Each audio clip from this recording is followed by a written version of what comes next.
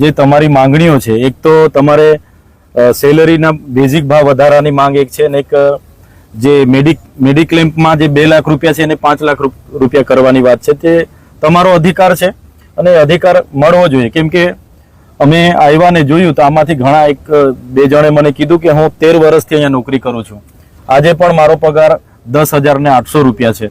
તો કંપનીમાં 13 થી 15 વર્ષ નોકરી કરનારા પણ ઘણા સાથીઓ છે. તો સામાન્ય જગ્યાએ પણ કોઈ પણ મજદૂર હોય, કોઈ દુકાન કરિયાણાના દુકાને રહેતો હોય, એનો પણ દિવાળીએ 500 કે 1000 રૂપિયાથી દુકાનદાર વધારી આપતો હોય, તો આ લોકોએ પણ મોંઘવારીના હિસાબે સરકારની જે ગાઈડલાઈન છે એ પ્રમાણેનો ભાવ એમણે પગાર વધારો કરી આપવો જોઈએ. અને સાથે સાથે જે પણ મેડિક્લેમ છે એ પણ એમણે આપવો જોઈએ. એ માંગ સાથે અમે તમારા સમર્થનમાં આવ્યા છે.